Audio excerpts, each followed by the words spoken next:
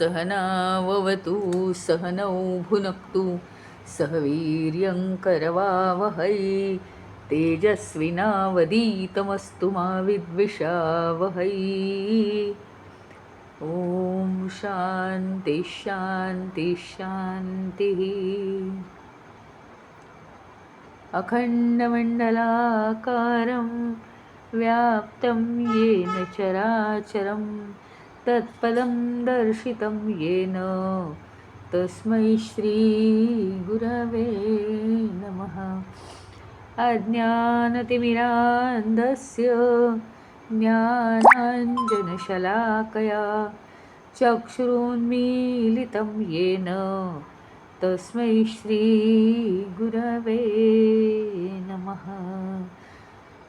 चिन्मयं व्याप्यत्सर्वं त्रैलोक्यं सचराचरं तत्पदं दर्शितं येन तस्मै श्रीगुरवे नमः। सर्वश्रुतिशिरोरत्न विराजितपदाम्बुजः वेदान्ताम्बुजसूर्यो यः तस्मै श्रीगुरवे नमः। चैतन्यशाश्वतशान्तो व्योमातीतो निरञ्जनः बिन्दुनादकलातीतः तस्मै श्रीगुरवे नमः। ज्ञानशक्तिसमारूढः तत्त्वमाला विभूषितः भुक्तिमुक्तिप्रदाता च तस्मै श्रीगुरवे नमः। त्वमेव माता च पिता त्वमेव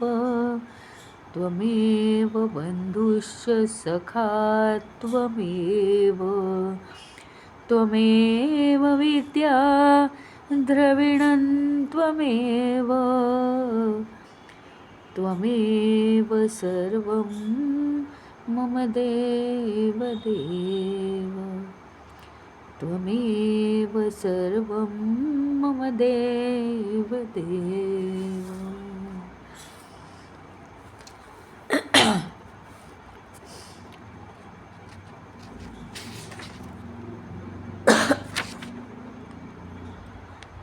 काल आपण पाहिलं होतं स्वप्नाचा भाग की या जगामध्ये आमच्या जीवनात घडणाऱ्या ज्या काही घटना आहेत त्या आम्हीच निर्माण केलेल्या आहेत।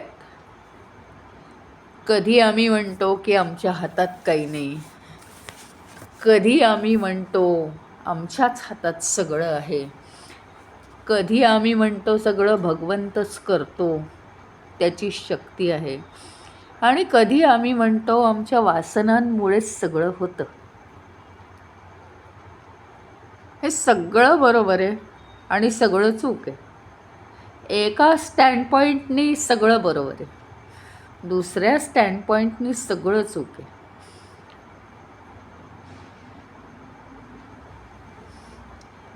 कारण यातलं काही नाहीच आहे, सगळ्या कल्पना आहेत आणि हे सगळं होत राहते, सगळं होत राहते। स्वप्नाच्या उदाहरणावरनं तर आपल्याला दिसलंच असेल की आपणच निर्माण केलं आहे, पण ते खरं नाहीये।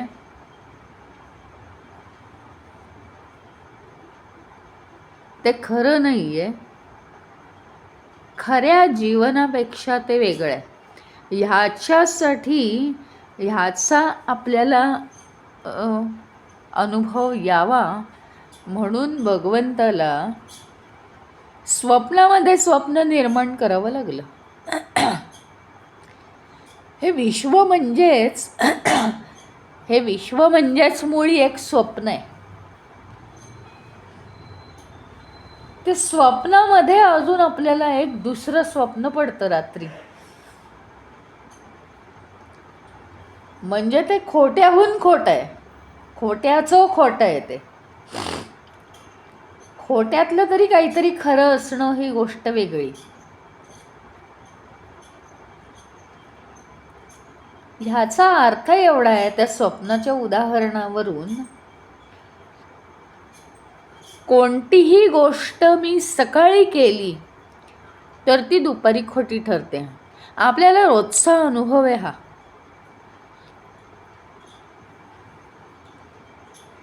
मी आज स्वयंपाक केला, उद्या तो खोटा ठरेल. कारण काय? स्वयंपाक केला काय म्हणतेस, भांडी रिकामी आहेत. उद्या तो खोटा ठरणार आहे.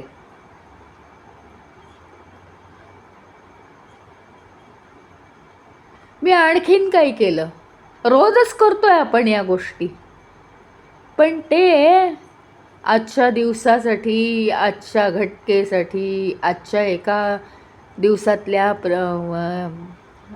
ह्याच्यासाठी, भागासाठी, एवढंच ते खरं आहे.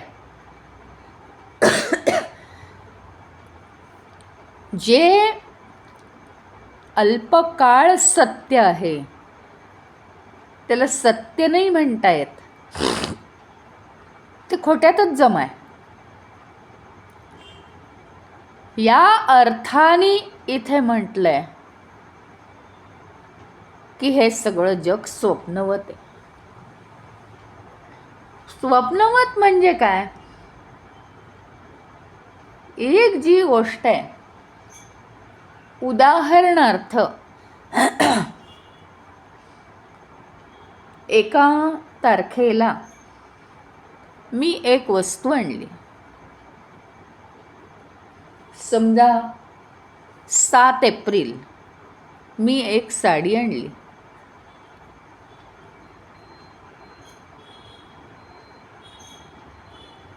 ती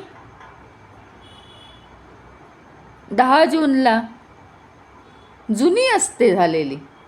का? तर ती नवीन नाही आहे. म्हणजे ही घटना खोटी ठरली. वस्तू नवीन असणं ही घटना काही कालावधीनंतर खोटी ठरते. अशा प्रत्येक घटना खोट्या. आता एवढंच नाही आहे, तर मी जो विचार करते की हा देह म्हणजे मी आहे, पण तसं नाही आहे. देह नसताना सुद्धा मी आहे, हे फक्त मला काय आहे तेवढी सूक्ष्मता नाही. ऋषीमुनींनी ते जाणलेलं आहे की देह नसताना सुद्धा मी आहे. या देहातून शेवटचा म्हणजे पहिल्यांदा म्हणजे श्वास निघून गेल्यावर सुद्धा मी आहेच. जो मी म्हणून जे चैतन्य आहे, जे आत्मतत्व आहे ते आहेच, फक्त ते जागा सोडून निघून गेलंय. त्या शरीराला सोडून ते निघून गेलेलं आहे, एवढंच आहे.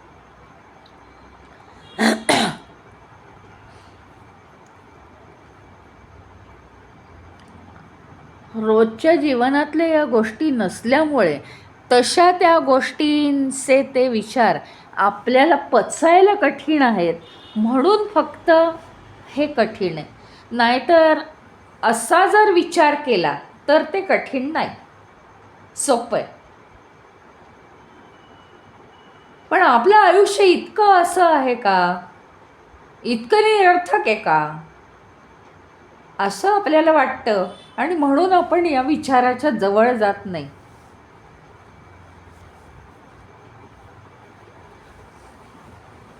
आयुष्य निरर्थक नाहीये. आयुष्य वासनांच्या दृष्टीने पूर्ण अर्थमय आहे आणि त्याच्यासाठीच त्याचा उपयोग करायचा आहे. वही आणि पेन हा खरा आहे ना, पण स्वयंपाक करताना तो खोटा आहे, त्याचा उपयोगच नाही तिथे काही. तसं हे जे आपण जे या मायेमध्ये वावरतो, हे जीवन आपल्या वासनापूर्तीसाठी खरं आहे.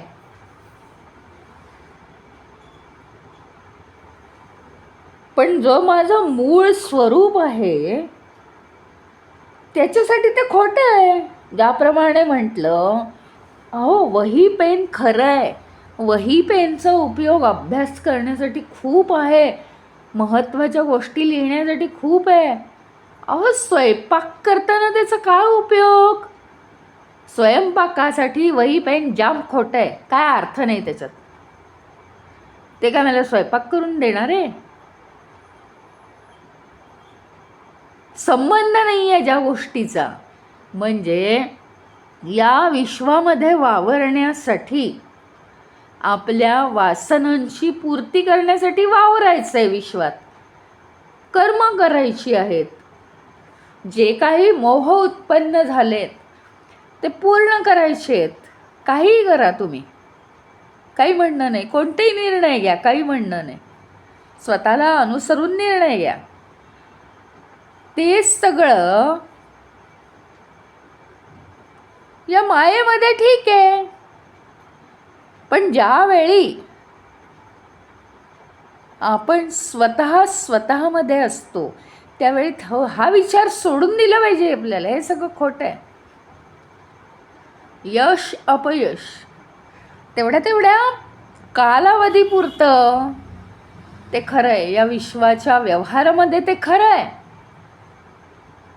पण माझं स्वरूप जाणण्यासाठी त्याचा काही उपयोग नाही. सुख दुःख आहेत, मान्य आहे, विश्वाच्या व्यवहारात मान्य आहे सगळं. पण जेव्हा मी स्वतः माझं स्वरूप होऊन मी जेव्हा विचार करीन, जेव्हा मी एकटी असेन तेव्हा मी जेव्हा विचार करीन, तेव्हा हे काही नाही आहे. हे सगळं माझ्या भावभावनांप्रमाणे मी निर्माण केलेलं आहे. आणि ते काही काळ असतं, कारण ते मी निर्माण करून ठेवलेलं आहे माझ्या काही जन्मांमध्ये किंवा आत्तासुद्धा. आणि ते काही काळ राहणार आहे शिल्लक. प्रत्येक गोष्ट लाटेप्रमाणे येणार आहे, काही काळ शिल्लक राहणार आहे आणि काही काळाने निघून जाणार आहे. पण त्याचं मूळ स्वरूप जर पाणीच आहे प्रत्येक लाटेचं, अजून काय पाहिजे? त्याचा विचार करण्यासारखं काही नाही फारसं.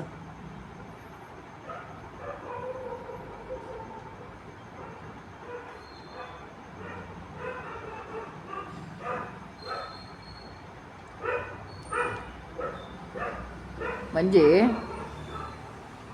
खरं माझं स्वरूप काय आहे, जे काहीच नाही आहे ते माझं स्वरूप आहे. ज्याला भावभावना नाहीत, याचा विपरीत अर्थ घेता कामा नाही आपण. भावभावना नाहीत म्हणजे काय? आत्ताच सांगितलं, व्यवहारामध्ये भावभावनांचा पुरेपूर उपयोग करून घ्यायचा आहे. पण व्यवहार संपल्यावर काही नाही आहे त्यात. मूळ स्वरूपात विलीन होणं आणि ते विलीन होणं सारखं जमणं हे खूप महत्त्वाचं आहे.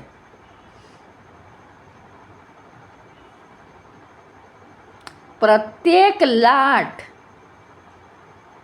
ही समुद्राच्या पाण्यात पुन्हा विलीन होते आणि मगच ती वर उठते. आणि पुन्हा तिचा कालावधी संपला की ती विलीन होते. समुद्राची लाट हे वेदांतातलं उदाहरण आहे, माहिती का? हा फार मोठा लेसन ते आपल्याला शिकवतं. तुम्हाला माहिती आहे, यक्ष प्रश्नामध्ये सूर्याचं उदाहरण दिलं होतं. सूर्य उगवतो आणि तो म्हणतो की मी जरी कितीही महत्त्वाचं काम केलं असलं तरी मावळणं हे मला लोकांना शिकवलं पाहिजे. कितीही श्रेष्ठता मिळवली असली तरी मला काही काळानंतर मावळलंच पाहिजे. मावळल्यानंतर सुद्धा माझा इन्सल्ट होत नाही. मी जरा लोकांच्या दृष्टीआड जातो आणि पुन्हा एकदा माझं कार्य करण्यासाठी पुन्हा मी उगवतो. बास त्याच्याप्रमाणे आपण राहिलं पाहिजे या सृष्टीमध्ये, की कार्यरत होण्यासाठी फक्त तिथे इन्व्हॉल्व व्हायचं आणि पुन्हा मावळून जायचं, पुन्हा आपल्या स्वरूपात विलीन व्हायचं. पुन्हा हे सगळं काही नाही आहे. पुन्हा कार्य करण्याची वेळ आली की मोठ्या जोमाने कार्याला लागायचं आणि पुन्हा क्षणार्धात मी करता नाही, मी डुअर नाही, मी कोणी नाही, बस पुन्हा आपल्या स्वरूपात विलीन व्हायचं. एवढंच महत्त्वाचं आहे.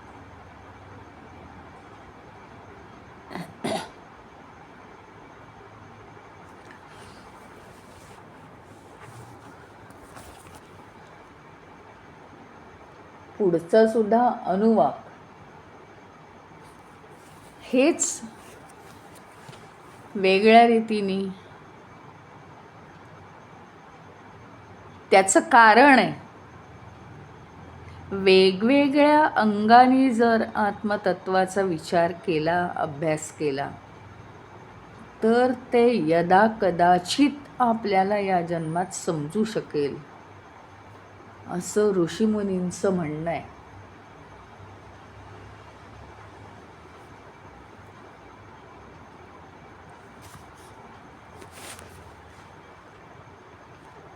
पुढच्या मंत्रामध्ये सांगतायत, असद वा इदमग्र आसीत ततो वै सदजायत तदात्मानं स्वयं कुरुत तस्मात् तत् सुकृतम उच्यत इति. म्हणजे काय? असत वा इदम अग्र आसीत. अग्र म्हणजे सुरुवातीला ते असत होतं. आता इथे ना आपण जी असतची भाषा शिकलोय ना ती नाही. इथे ते आचार्य प्रत्येक शब्दाचा वेगवेगळा अर्थ आपला मेंदू कसा घेईल आणि कसा अभ्यास करायचा हे ते शिकवत आहेत. असत वा इदम अग्रम आसीत. अग्र म्हणजे सुरुवातीला जे असत होतं. म्हणजे आपल्या भाषेत सांगायचं झालं, असत शब्दाचा अर्थ काल मी एकदा सांगितला होता. असत म्हणजे जे डोळ्यांना दिसत नाहीये, आणि सत म्हणजे आत्ता जे डोळ्यांना दिसतंय. घटकावर या मंत्रापुरता याचा अर्थ असाच घ्यायचा आहे. वेगवेगळ्या अंगाने त्याचा कारण विचार केलेला आहे. म्हणून असत म्हणजे जे अस्तित्वात नाही आहे, डोळ्यांना दिसत नाही, आणि सत म्हणजे डोळ्यांना दिसणारं, अस्तित्वात असणारं. म्हणजे असत म्हणजे अव्यक्त, पण ते आहे पण अव्यक्त आहे. आहे ते पण अव्यक्त आहे. म्हणजे समजा मी एक वस्तू ऑर्डर केली म्हणजे काय? ती माझी होणार आहे, ती आत्ता अव्यक्त आहे. थोड्या वेळाने ती वस्तू घरी पोचली की व्यक्त होणार आहे. पण जे अव्यक्त होतं तेही सत्यच होतं या बाबतीत. म्हणजे व्यक्त आहे तेही सत्यच आहे. अशा अर्थाने इथे म्हटलेलं आहे असत. जे सुरुवातीला असत होतं म्हणजे डोळ्यांना दिसत नव्हतं, ते काय झालं? सद अजायत. ते सद म्हणून जन्माला आलं, म्हणजे व्यक्त झालं ते. बास. परमतत्व ते परमतत्वाच्या स्वरूपात होतं आणि म्हणून ते अव्यक्त होतं, डोळ्यांना दिसत नव्हतं. आता ते व्यक्त झालं वेगवेगळ्या विषय वस्तूंच्या रूपात.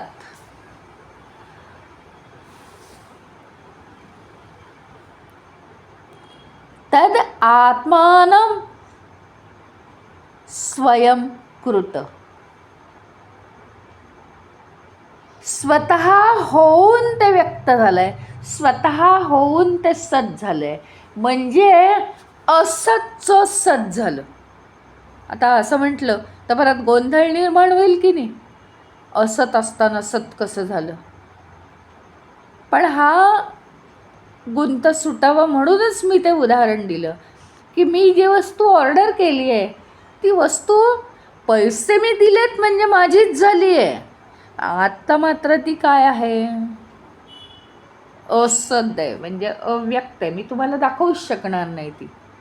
पण ती जेव्हा माझ्या घरी येईल वस्तू, झाली आहे माझीच हो कधी, पण जेव्हा ती माझ्या हातात पडेल वस्तू तेव्हा ती सत.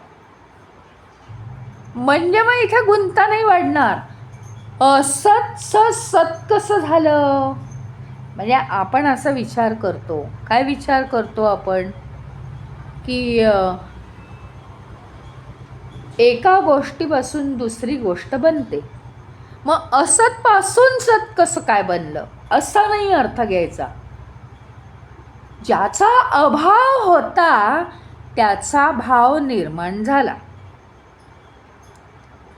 जे डोळ्यांना दिसत नव्हतं ते डोळ्यांना दिसायला लागलं.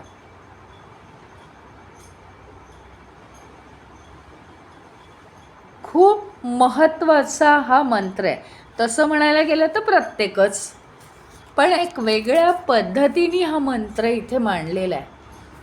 अजून एक आणि जरा क्लिष्ट आहे, त्याचं कारण आहे आपण खूप पुढची आता उपनिषदं करायला घेतलेली आहेत, तर ती क्लिष्ट असणारच आहेत. आणि हे काय आहे, परब्रह्माचं पर्व आहे हे, परब्रह्माचं परप्रकरण आहे, ब्रह्मानंद वल्ली आहे हे.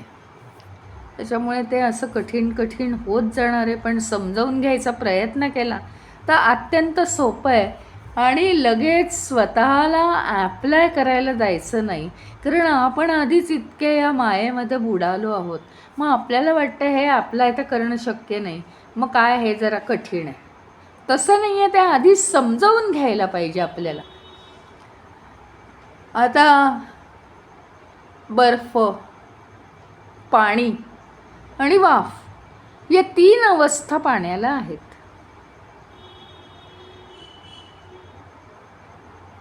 आता पाऊस हा जो काही पडतो, हा पाऊस कुठून पडतो.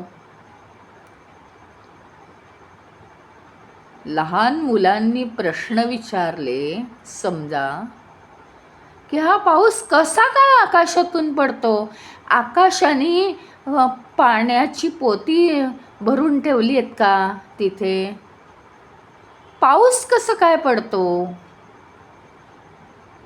काय उत्तर देणार. आता समुद्राच्या पाण्याची वाफ झाली, वाफ थंड झाली की तिचे ढग बनले, हे विज्ञानात आपण ऐकतो.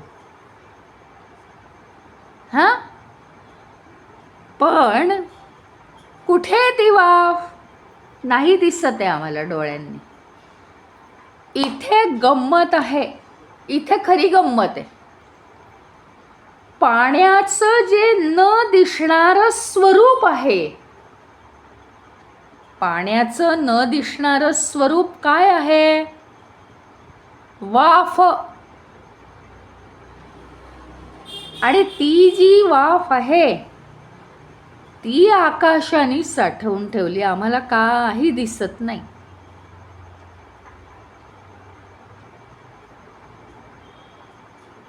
त्याचं झालं पाणी योग्य वेळ आल्यावर.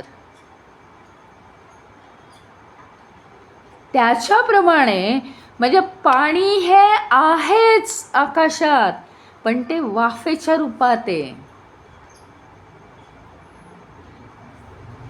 वाफ या स्टेटमध्ये ते पाणी आहे आणि म्हणून ते दिसत नाही.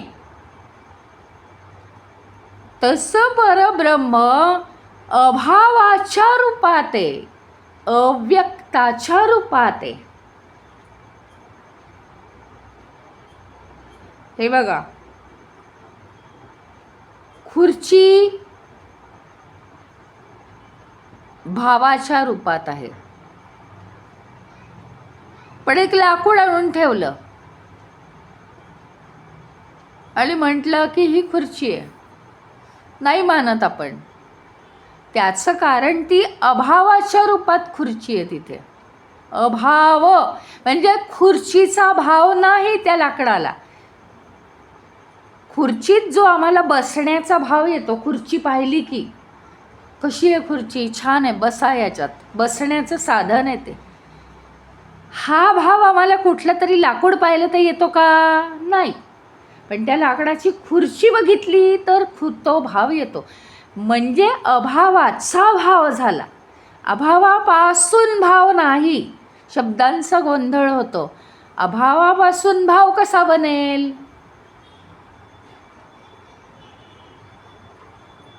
अभावाचा भाव झाला.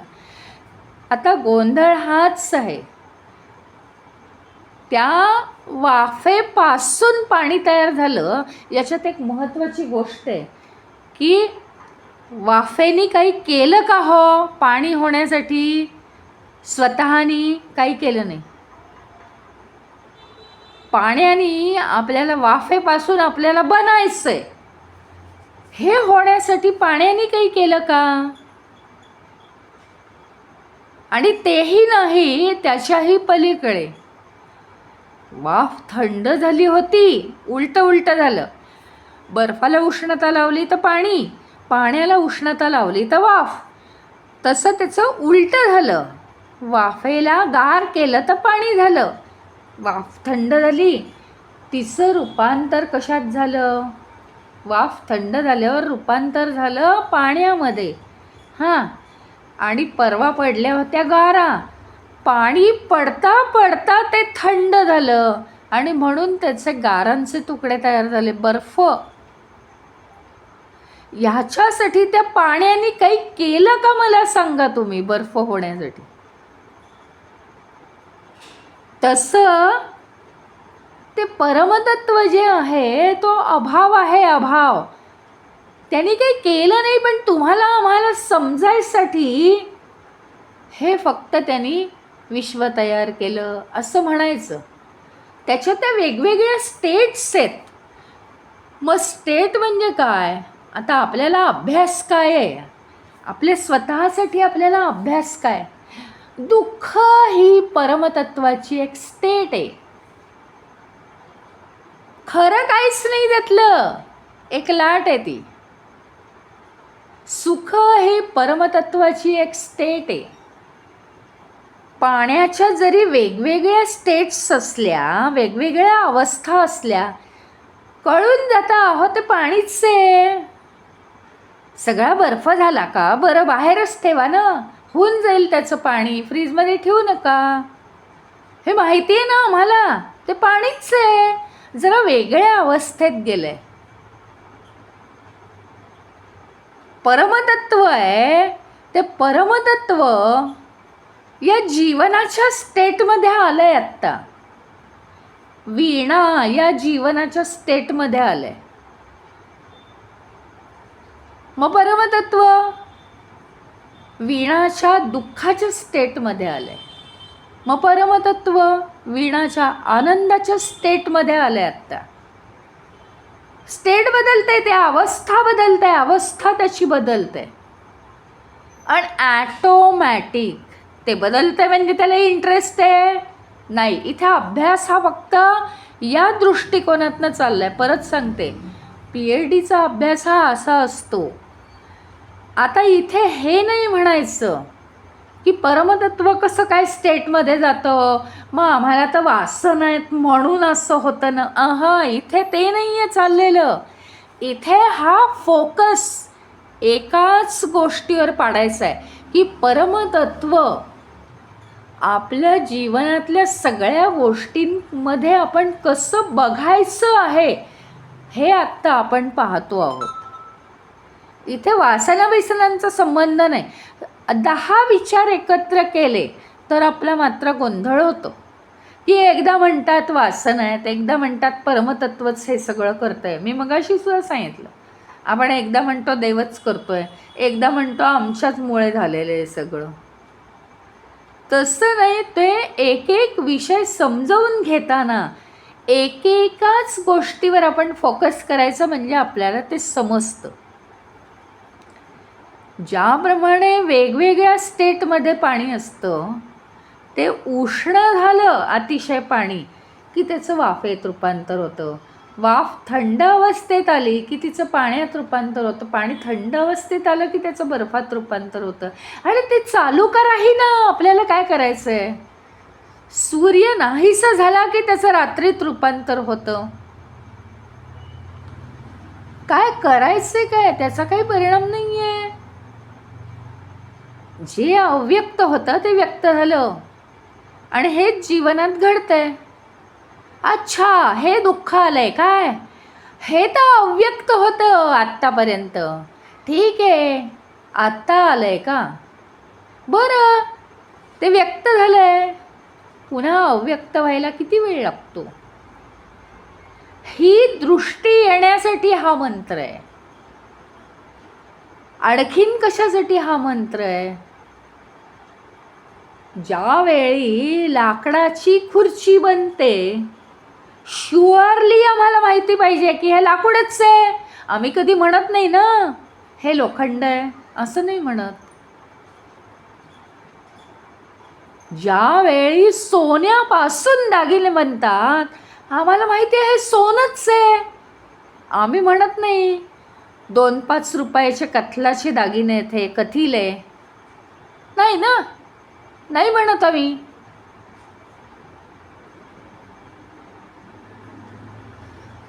चांदीचं भांड आहे तर भांड असू दे, पण ती चांदी आहे ना. ही जी ओरिजिनॅलिटी शोधायची पद्धत आहे ही इथे सांगितली आहे की हे सगळं जरी दिसत असलं तरी ते आत्तापर्यंत ते अव्यक्त परमतत्वच होतं. पण ते एकेका वेगवेगळ्या लाटेमध्ये वेगवेगळ्या शेडनी ते आम्हाला दिसतंय. पण आमचा भाव काय पाहिजे त्या ठिकाणी? अरे, परमतत्वाची ही एक शेड आहे आणि त्याच्यामुळे आपल्यावर त्याचा काहीही परिणाम होणार नाही आहे. कोणत्याही गोष्टीचा काहीही परिणाम होणार नाही. आता परत तेच काय असतं, सर्वसामान्य जे मन असतं ना त्याला लगेच भीती वाटायला लागते. आमच्या मनावर कसलाही परिणाम झाला नाही तर हे काय जीवन आहे का? लोक आमच्यापासून लांब जातील, मग काय करायचं आम्ही? असं नाही आहे. पुन्हा तेच व्यवहारामध्ये सगळ्या भावना तशाच राहतील, पण ज्यावेळी आपण स्वतःच्या मनाशी विचार करतोय या संपूर्ण अस्तित्वाचा, संपूर्ण सृष्टीचा, संपूर्ण घटनांचा, संपूर्ण जीवनाचा, त्यावेळी मात्र आपण या सगळ्यापासून अलिप्त होऊन त्या कोणत्याही गोष्टीचा परिणाम माझ्यावर होत नाही हा एक स्वतःशी आपल्याला सतत एक्सरसाइज करत गेलं पाहिजे. व्यवहारामध्ये वागताना व्यवहारासारखंच वागायचं आहे ना,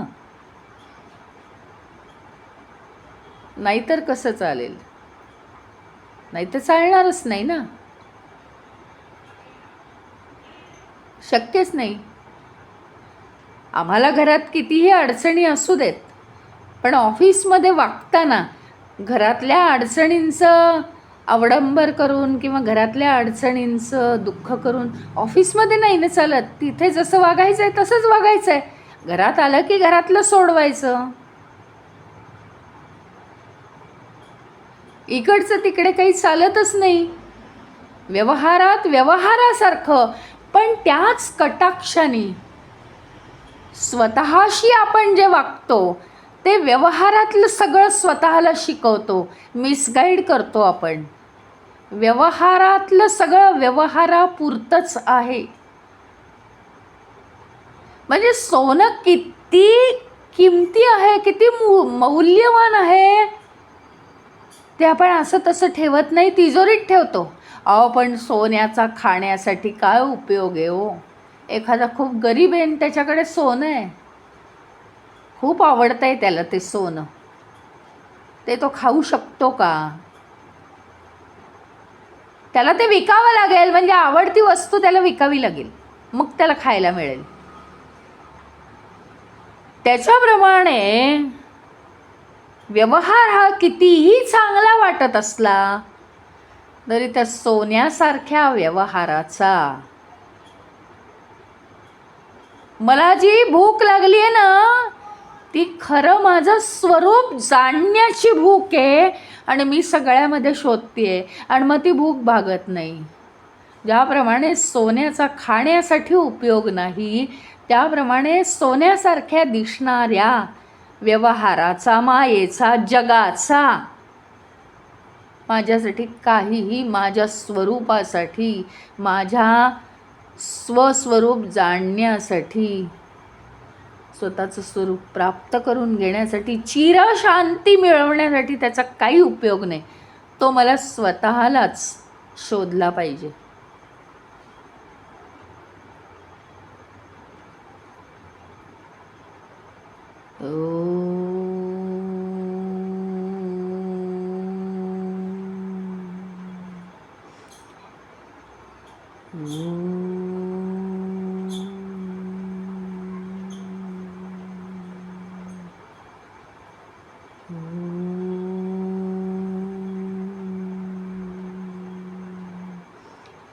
ओम पूर्णमदः पूर्णमिदं पूर्णात् पूर्णमुदच्यते पूर्णस्य पूर्णमादाय पूर्णमेवावशिष्यते.